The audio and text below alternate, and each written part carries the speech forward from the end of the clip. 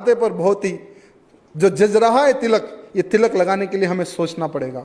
अगर हर हिंदू अपना कर्तव्य जानकर अगर कार्य नहीं करेगा। मेरे भाइयों, इस बार की शोभा यात्रा में हमने बिल्कुल ही एक बहुत बड़ी मस्जिद होती है, सिद्धंबर बाजार मस्जिद कहते हैं, हमारे क्षेत्र में बहुत बड़ी मस्जिद है। जैसे भाई साहब ने कहा है कि अगर हमारी शोभा यात्रा निकलती है तो पुलिस कमिश्नर, होम मिनिस्टर, ये लोग एक मीटिंग करते हैं और जितने भी जो मौलवी होते हैं, जितने भी जो मुस्लिम्स के जो नेता होते हैं, उनसे एक चर्चा करते हैं वो लोग। और उनको ये कहा जाता है कि रामनवमी के अवसर पर राजा सिंह शोभा यात्रा निकालता है, पता है आपको, उस दिन एक भी मुसलमान टोपी पहन के बाहर नहीं निकलना है। ऐसा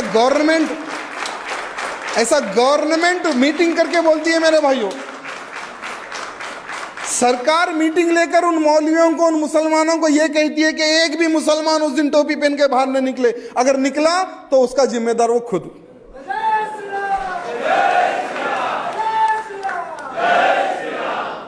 शोभा यात्रा के दौरान जितनी भी जो मस्जिदें होती हैं, बहुत बड़ी बड़ी मस्जिदें होती है, बहुत बड़ी बड़ी मस्जिदें। कभी कभी जैसे 2 साल पहले शुक्रवार के दिन रामनवमी थी, नमाज पढ़ना बंद कर दिए, मस्जिदें खाली हो गई।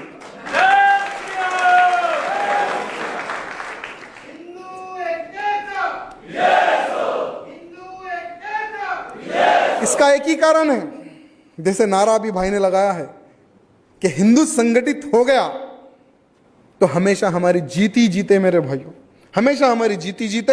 सारी की सारी मस्जिदें ढक दी गई, सारी की सारी मस्जिदें ढकती गई और हर मस्जिदों को लॉक, ताला डालकर सबके सब लोग ओल्ड सिटी में जाकर बैठ गए।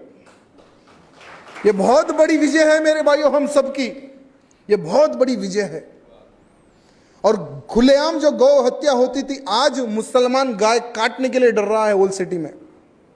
7 एमएलए, 1 एमपी और 50 नगर निगम पार्षद उनके, फिर भी उनके मन में एक भय का वातावरण पैदा हुआ है। और वो पैदा सिर्फ एक ही कारण से हुआ है कि वहां का हिंदू नौजवान आज शिवाजी महाराज जैसा खड़े हो चुका है।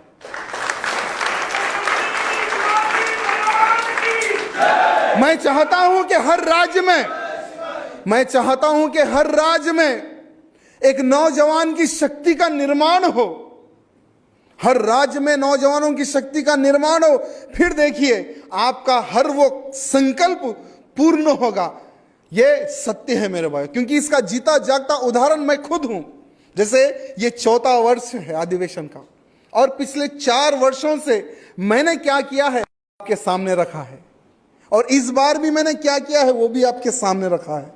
और इसका उदाहरण आप YouTube पर देख सकते हैं, हर वो कार्य कि हमने किस तरह से सिर्फ 2 कार्यकर्ताओं को लेकर हमने तैयार किया। 2 से 4, 4 से 8, 8 से 12, 12 से लाखों की संख्या में नौजवान आज खड़े हो गए धर्म के प्रति। सिर्फ आपका थोड़ा सा समय का बलिदान देने की आवश्यकता है मेरे भाइयों।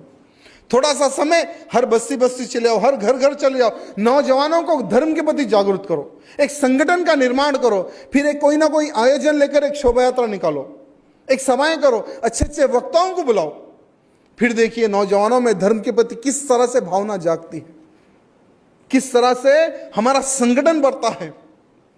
जैसे इस बार हमने मन से एक छोटा सा एक डायलॉग मारा था कि इस देश का हर बच्चा सिया राम कहेगा, इस देश का हर बच्चा सिया राम कहेगा, इस देवभूमि पर नहीं इस्लाम रहेगा।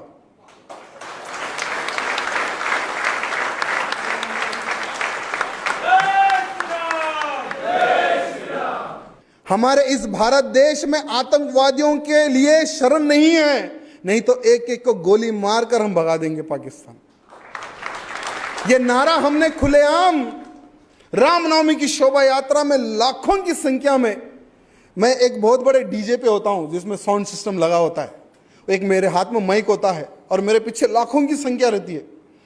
उस डीजे पे ठहर ने खुलेआम ये डायलॉग मारा था और सारे के सारे पुलिस डिपार्टमेंट के लोग मुझे हाथ बता रहे थे कि भैया चुप बैठो चुप बैठो। मैं बोला जो करना है कर लो। क्या करेंगे, एक छोटा सा केस लगाएंगे। एवरी रामनवमी पर मेरे भाइयों 5 से 10 केसेस मेरे ऊपर बुक होते हैं, एवरी रामनवमी के लिए। हर रामनवमी पे केस, हर रामनवमी पे केस। क्या होगा, आधा टाइम मेरा ऑफिस पे जाता है तो आधा टाइम मेरा कोर्ट पे जाता है। कोर्ट में भी मैं ऑफिस का ही काम करता हूं, बिल्कुल नजदीक है मेरे घर से कोर्ट, कोई टेंशन नहीं है। मेरे भाइयों, अत्याचार करना उनका काम है, दबाना उनका काम है। अगर हम धर्म के प्रति अगर कुछ करना चाहते हैं तो डरो।